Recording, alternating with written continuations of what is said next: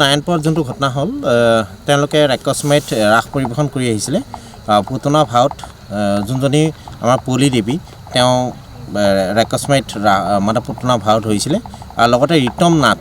যোনজন আমাৰ অতিকৈ শিল্পী সমাজৰ ভিতৰত এক প্ৰয়োজনীয় অংশ বুলি আমি ভাবোঁ বৰচলাত তেওঁ সেইদিনাখনতো একেলগে আহিছিলে আৰু সেইদিনাখন যোনটো অকাংক্ষিত যোনটো ঘটনা হ'ল অতিকৈ আমি বৰচলাবাসী অতিকৈ মৰ্মাহিত হৈছোঁ আৰু দুনাই এনেকুৱা ঘটনা যেন অসমৰ চুকে কোণে নহওক তাৰে প্ৰাৰ্থনা কৰিছোঁ কাৰণ একমাত্ৰ সন্তান আছিল যি একমাত্ৰ সন্তান একমাত্ৰ পুত্ৰ সন্তান তেওঁৱেই গোটেই পৰিয়ালটো চলালে হয় গতিকে এনেকুৱা ধৰণৰ এটা অকাংক্ষিত ঘটনা একেলগে পতি আৰু পত্নী একেলগে সমানে চিতা জ্বলা কেতিয়াও আমি দেখা নাই আৰু এনেকুৱা ধৰণৰ আমি ঘটনা কেতিয়াও মানে চাব নিবিচাৰোঁ গতিকে সকলোকে মই আহ্বান জনাইছোঁ আৰু এটা কথা কি তেওঁলোকৰ যিখিনি আহিছিলে আমি জনাত যিখন ট্ৰেভেলাৰ আহিছিলে সেইখন ট্ৰেভেলাৰ অত্যন্ত মানে তীব্ৰ বেগত আহি তেওঁলোকক মানে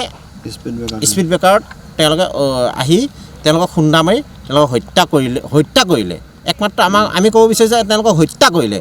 আৰু এইটো উচিত আমি তদন্ত আৰু ন্যায় আমি কামনা কৰিছোঁ বৰচলাবাসী ৰাইজৰ ফালৰ পৰা মাহ হালধিৰ গোন্ধ যোৱাই নাছিল মাত্ৰ 3 মাহ 4 মাহ বিয়াহে হৈছিল কি ক'ব তেওঁলোকে মাত্ৰ 4 মাহ হৈছিলে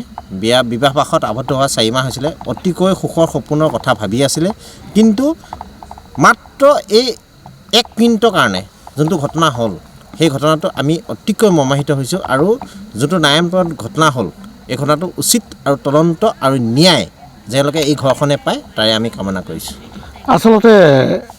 ৰাস নাচিব যোৱাটোৱেই পৰিয়ালটোৰ কাৰণে বিপদ ঘণ্টা বাজিল নেকি ৰাস নাচিব যোৱাটো বিপদ ঘণ্টা হোৱা নাই তেওঁলোকে যেতিয়া আছিলে ছাইডত ৰখি আছিলে আৰু যোনটো স্পীড ব্ৰেকাৰ আমাৰ ৰাষ্ট্ৰীয় ঘাইপথৰ যোনটো স্পীড ব্ৰেকাৰ ঘনে ঘনে যোনটো স্পীড ব্ৰেকাৰ দিছে সেই স্পীড ব্ৰেকাৰত যেতিয়া তীব্ৰ বেগত ট্ৰেভেলাৰখন আহিলে তেওঁলোকে স্পীড ব্ৰেকাৰত নিয়ন্ত্ৰণ হেৰুৱাই এওঁলোকক খুন্দা মাৰিছে বুলি আমি গম পাইছোঁ সঁচাকৈ আজি আমাৰ মুখত ক'বলৈ ভাষা নাই তেওঁলোকৰ এক্সিডেণ্টত ফলত স্বামী স্ত্ৰী ৰীতম নাথ আৰু পলি দেৱীৰ মৃত্যুত আমি বৰচলাবাসী ৰাইজে গভীৰ শোক প্ৰকাশ কৰিছোঁ আৰু তেওঁলোকৰ আত্মাই সদগতি লাভ কৰক তাকে আমি বৰচলাবাসী ৰাইজৰ হৈ কামনা কৰিছোঁ আৰু আমি আমাৰ ফালৰ পৰা বৰচলাবাসী ৰাইজৰ ফালৰ পৰা এটাই অনুৰোধ থাকিব অসম চৰকাৰ আৰু পৰিবহণ বিভাগলৈ যে যি ট্ৰেভেলাৰবিলাক বা আল্ট্ৰাবিলাকৰ যি গতিৰ স্পীড সেই স্পীডবোৰ আমি কমাবলৈ আহ্বান জনাম যে তেওঁলোকৰ গতিৰ ওপৰত ৰোধ কৰক কাৰণ এনেকুৱা ধৰণৰ মাতৃৰ একমাত্ৰ ল'ৰা এজন যে আজি মৃত্যুমুখত পৰিব লগা তেওঁ বোৱাৰী আজি 4 মাহ হৈছিল তেওঁলোকৰ বিবাহবাসত আবদ্ধ হোৱা সেই একমাত্ৰ পুত্ৰ আজি মৃত্যু হোৱাত মাতৃ সঁচাকৈ বহুত দুখ প্ৰকাশ কৰিছে